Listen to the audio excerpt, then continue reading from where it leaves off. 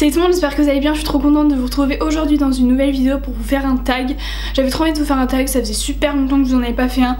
Et je suis tombée sur le YouTube tag, je trouvais intéressant et du coup j'avais envie de répondre à ces questions là. Donc voilà, du coup j'espère que ça vous plaira et puis je vous laisse avec la suite. Première question, pourquoi et quand as-tu commencé YouTube? Pourquoi? Donc cette question là, je vais pas du tout répondre comme les autres youtubeuses en mode j'ai vu l'écran YouTube, j'ai voulu m'en inspirer. Alors pas du tout. Anaïs qui connaissait le monde de YouTube et moi genre absolument pas. Quand j'ai posté ma première vidéo YouTube, je connaissais aucune youtubeuse. À la base YouTube c'était, il y a des musiques dessus et basta en fait, c'est tout, genre vraiment ça s'arrête là. Inscrit sur YouTube le 22 octobre 2013.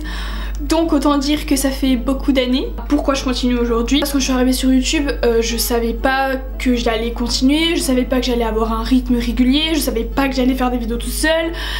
Enfin, vraiment quand j'ai commencé, genre...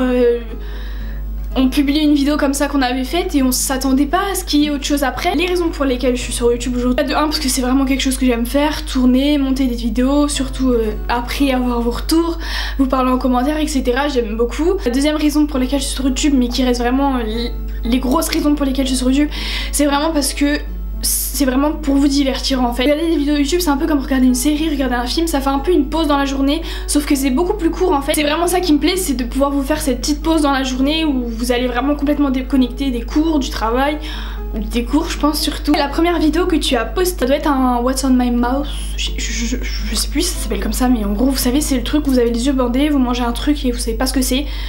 Ça doit être ça, ou alors un chubby bunny. Alors voilà, ça c'est vraiment des vidéos qui datent de YouTube. Vraiment genre les challenges de ouf et tout. Et d'ailleurs à la base, pour ceux qui sont là depuis le tout début, on s'appelait les challengers. Et vraiment c'est que des challenges, tout le temps des challenges. On faisait plein de trucs et tout, c'était différent de maintenant. La chaîne la plus récente à laquelle tu t'es abonnée, et c'est Sandrea. Alors là je comprends pas du tout, hein. Très clairement je comprends pas du tout. À mon avis j'étais abonnée à elle, j'ai dû me désabonner. Je sais plus pourquoi. Et j'ai dû me réabonner il y a pas longtemps du coup, vu que c'est la dernière personne à laquelle je me suis abonnée. Mais voilà, du coup c'est Sandrea.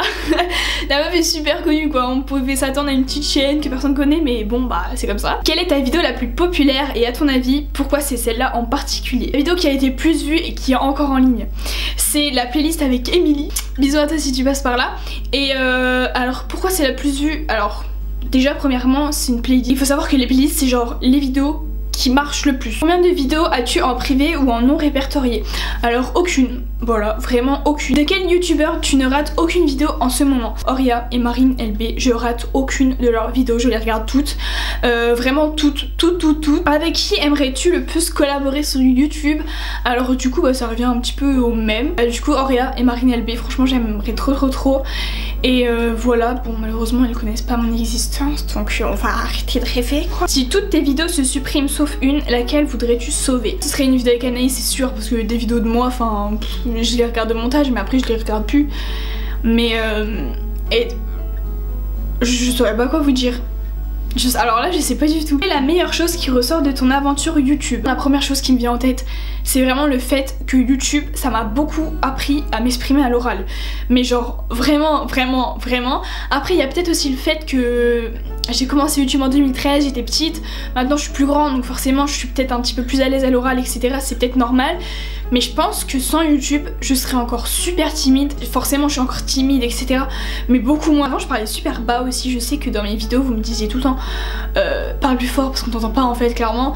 Et maintenant je parle plus fort, voilà.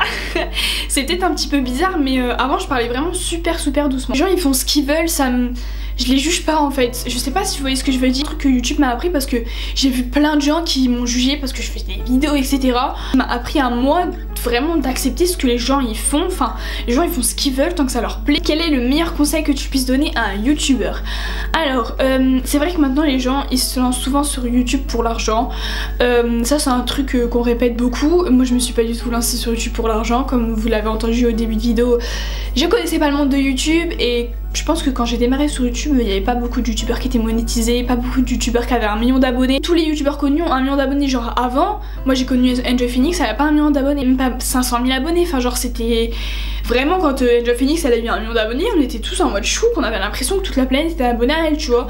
Alors que maintenant c'est devenu limite banal d'avoir 1 million d'abonnés. Genre avec le temps on perd vachement la valeur des abonnés. Je sais pas si vous voyez ce que je veux dire, je sais pas si vous êtes d'accord avec moi ou pas, mais je trouve qu'on a vachement perdu cette valeur d'abonnés. Genre littéralement. Quand un youtubeur a 100 000 abonnés, il vaut rien, alors qu'avant c'était vraiment la star de YouTube, tu vois. Du coup le meilleur conseil que je pourrais donner à un youtubeur, c'est de se poser la question s'il est vraiment sur YouTube pour les bonnes raisons. Donc quand je dis les bonnes raisons, c'est parce que ça lui plaît, que voilà, enfin les bonnes raisons quoi, vraiment pas les raisons pour l'argent, pour être célèbre, pour machin, pour truc. Parce que souvent c'est pas quelque chose qui va t'arriver si t'es là pour ça. Restez vous-même, montrez qui vous êtes vous réellement, et comme ça les gens vous aimeront pour qui vous êtes vous réellement et pas pour la personne que vous jouez dans la caméra comme ça, je sais pas. J'ai bien aimé le fait de parler de YouTube d'avant, de maintenant, beaucoup de choses qui ont changé, etc. Ça m'a plu de faire cette vidéo, du coup j'espère que vous aussi.